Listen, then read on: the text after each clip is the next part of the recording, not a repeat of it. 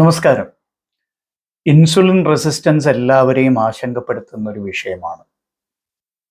ഈ ചാനലിന്റെ സ്ഥിരം പ്രേക്ഷകർക്ക് അറിയാം എന്താണ് ഇൻസുലിൻ റെസിസ്റ്റൻസ് എന്നുള്ളത്.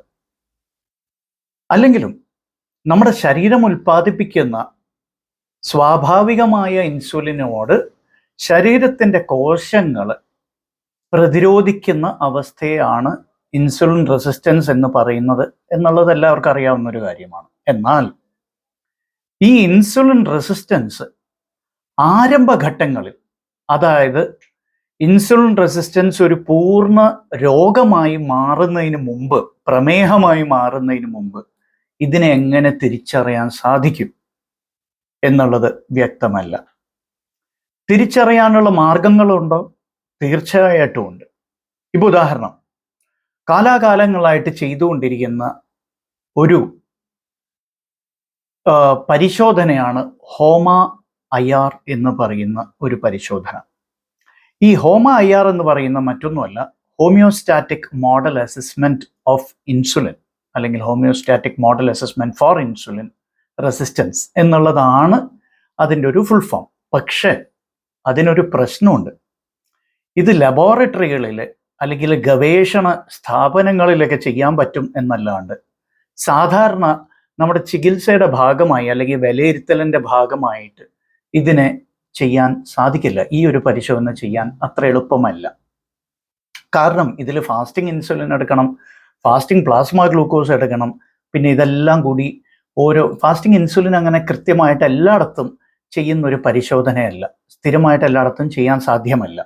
അതുകൊണ്ടാണ് നമ്മൾ C-പെപ്റ്റൈഡ് ചെയ്യുന്നത്. എനിവേ, ആ വിഷയത്തിലേക്ക് പോകുന്നില്ല. ഇപ്പോൾ അങ്ങനെ ഇരിക്കെ നമുക്കെങ്ങനെ ഇൻസുലിൻ റെസിസ്റ്റൻസ് സിൻഡ്രോം അഥവാ മെറ്റബോളിക് സിൻഡ്രോം ശരീരത്തിന് ബാധിക്കുന്നതിന് വളരെ മുമ്പേ തന്നെ തിരിച്ചറിയാൻ സാധിക്കും എന്നുള്ള ചോദ്യം ഇവിടെ പ്രസക്തമാണ്.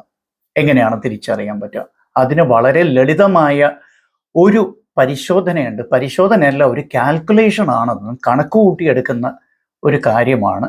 പക്ഷെ നമ്മൾ സ്ഥിരമായി ചെയ്യുന്ന പരിശോധനകളുടെ വാല്യൂ ബേസ് ചെയ്താണ് അത് ചെയ്യുന്നത്. അവ ഏതാണ് ഈ പരിശോധന? എല്ലാവരും സ്ഥിരമായിട്ട് ചെയ്യുന്ന ട്രൈഗ്ലിസറൈഡും ഫാസ്റ്റിംഗ് പ്ലാസ്മ ഗ്ലൂക്കോസും വെച്ചിട്ടുള്ള ഒരു പരിശോധനയാണ്. ഇതിനെക്കുറിച്ച് അത്രയും ധാരണ ഇല്ല ശാസ്ത്രലോകത്തിന്. പക്ഷെ ഒരുപാട് വർഷങ്ങളായിട്ട് ഇത് മെറ്റബോളിക് സിൻഡ്രോം അഥവാ ഇൻസുലിൻ റെസിസ്റ്റൻസ് സിൻഡ്രോമിൻ്റെ ആരംഭഘട്ടത്തിൽ തന്നെ അത് തിരിച്ചറിയാനുള്ള ഒരു കണക്കായിട്ട് പറയപ്പെടുന്നുണ്ട്. മാത്രമല്ല, ഇതിൻ്റെ ഒരു പ്രാധാന്യം കൂടി നമ്മൾ മനസ്സിലാക്കണം.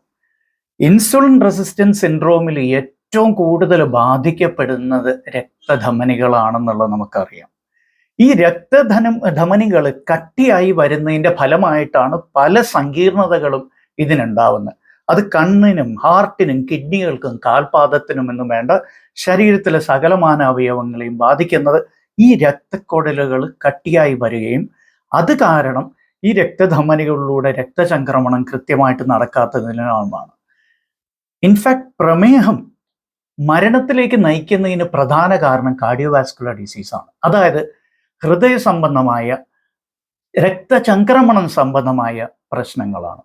അത് MI, അതായത് ഹാർട്ട് അറ്റാക്ക് ആവാം, കാർഡിയാക് അറസ്റ്റ് ആവാം, സ്ട്രോക്ക് ആവാം. അപ്പൊ കാർഡിയോവാസ്കുലർ ഡിസീസിന്റെ ആരംഭഘട്ടത്തിൽ തന്നെ നമുക്കിത് തിരിച്ചറിയാൻ സാധിച്ചാൽ അത് വളരെ നല്ലതല്ലേ? ഒരു സംശയമില്ല, വളരെ നല്ലത് തന്നെയാണ്. പക്ഷെ എങ്ങനെ തിരിച്ചറിയും? അതാണ് പറഞ്ഞ ട്രൈഗ്ലിസറൈഡ്സും ഫാസ്റ്റിംഗ് പ്ലാസ്മ ഗ്ലൂക്കോസും മാത്രം വെച്ചിട്ട് നമുക്ക് കണ്ടുപിടിച്ചെടുക്കാനുള്ളൊരു സൂത്രമുണ്ട്. അതായത് അതിനാണ് പ്രധാനമായിട്ടും ഇന്നത്തെ ഈ വിഷയം നമ്മൾ കൈകാര്യം ചെയ്യാൻ പോണത്. അതിൻ്റെ പേരാണ് ട്രൈഗ്ലിസറൈഡ് ഗ്ലൂക്കോസ് ഇൻഡെക്സ്. ഈ ട്രൈഗ്ലിസറൈഡ് ഗ്ലൂക്കോസ് ഇൻഡെക്സ് ഈ അടുത്ത കാലത്ത് വളരെ പ്രാധാന്യം കൂടി വരുന്ന ഒരു കാര്യമാണ്. ഇത് നമുക്ക് വെറുതെ ഒരു കടലാസും പേനയുണ്ടെങ്കിൽ മാത്രം ചെയ്യാൻ പറ്റില്ല. കാരണം ഇതൊരു ലോഗരിതമിക് കാൽക്കുലേഷൻ ആണ്. അതായത് log 10 എന്ന് വെച്ചിട്ട് തുടങ്ങുന്ന ഒരു കാൽക്കുലേഷൻ. അപ്പോൾ ഓൺലൈൻ കാൽക്കുലേറ്റേഴ്സ് അവൈലബിൾ ആണ്. ഈ ഓൺലൈൻ കാൽക്കുലേറ്റേഴ്സിൽ നിന്ന് വളരെ ലളിതമായിട്ട് നമുക്ക് ഇക്കാലത്ത് ട്രൈഗ്ലിസറൈഡ് ഗ്ലൂക്കോസ് ഇൻഡെക്സ് തിരിച്ചറിയാൻ സാധിക്കും. എന്താണ് ഈ TGI അഥവാ ട്രൈഗ്ലിസറൈഡ് ഗ്ലൂക്കോസ് ഇൻഡെക്സ് എന്ന് നമുക്ക് നോക്കാം. പഠനങ്ങൾ സൂചിപ്പിക്കുന്നത് എന്താണെന്ന് വെച്ചാൽ നിങ്ങളുടെ ഫാസ്റ്റിംഗ് ട്രൈഗ്ലിസറൈഡ് ലെവൽ എല്ലാവരും കരുതുന്നത് 100ഉം 150 ഒക്കെ ആണെങ്കിൽ ഒരു കുഴപ്പമില്ല എന്നാണ് കരുതുന്നത്.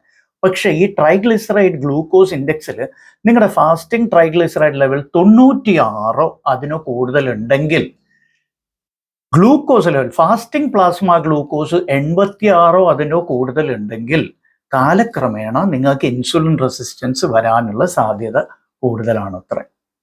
അപ്പൊ കട്ട് ഓഫ്സ് എത്രത്തോളം കുറഞ്ഞു എന്നുള്ളത് ശ്രദ്ധിക്കുക. അപ്പൊ ചിലരെങ്കിലും പറയും, അയ്യോ ഇത്ര നാൾ പറഞ്ഞ പോലെ അല്ലല്ലോ ഇത് പറയുന്നത്.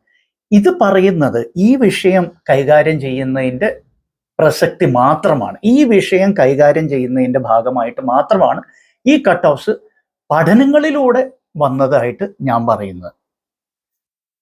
I hope you understand. Triglyceride glucose index എന്നുള്ള ഈ ഒരു കോൺസെപ്റ്റിന്റെ ഭാഗമായി പറയുമ്പോൾ ട്രൈഗ്ലിസറൈഡ്സ് ലെവൽസ് 96ന്റെ മുകളിലോ ഫാസ്റ്റിംഗ് പ്ലാസ്മ ഗ്ലൂക്കോസ് ലെവൽ 86ന്റെ മുകളിലോ ആണെങ്കിൽ നിങ്ങൾക്ക് കാലക്രമേണ ഇൻസുലിൻ റെസിസ്റ്റൻസ് വരാനുള്ള സാധ്യത കൂടുതലാണ്.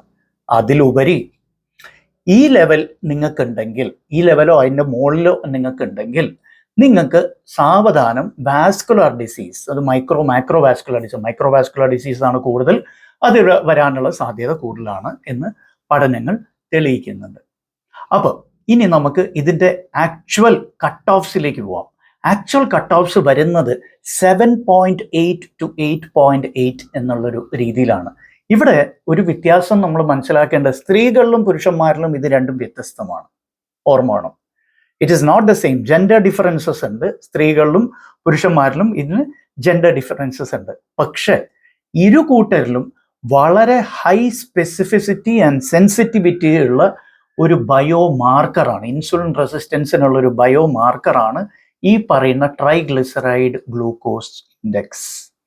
അപ്പോൾ അതിൻ്റെ കാൽക്കുലേഷൻ ആണ്, അതിലാണ് കാര്യം ഇരിക്കുന്നത്. അപ്പോൾ വെറുതെ ട്രൈഗ്ലിസറൈഡ് ബൈ ഗ്ലൂക്കോസ് എന്നല്ല, ലോഗരിതം ഓഫ് 10 എന്നുള്ളൊരു വിഷയം അവിടെ വരുന്നുണ്ട്. അതിനാൽ ഓൺലൈൻ കാൽക്കുലേറ്റേഴ്സ് വെച്ചിട്ട് തന്നെ അത് തീരുമാനിച്ച് എടുക്കേണ്ടതാണ്. ഇനി എന്താണ് വളരെ ഓപ്റ്റിമൽ ട്രൈഗ്ലിസറൈഡ്? ഇത് ഞാൻ നേരത്തെ പറഞ്ഞ വാല്യൂസ് ബഹുഭൂരിപക്ഷം വ്യക്തികളിലും കണ്ട വാല്യൂസ് ആണ്. ഏറ്റവും നല്ല ലെവൽ എത്രയാണ്? ദ ലോവർ ദ ബെറ്റർ എന്നാണ് പറയപ്പെടുന്നത്. എന്ന് വെച്ചാൽ 4.5 to 5 ഇൻഡെക്സ് ഒക്കെയാണ് വളരെ നല്ലതെന്ന് പറയപ്പെടുന്നത്. ഓഫ് കോഴ്സ് ഇതിനെക്കുറിച്ച് ഇനിയും പുതുതായ ഒരുപാട് കാര്യങ്ങൾ പഠിച്ചെടുക്കാനുണ്ട്.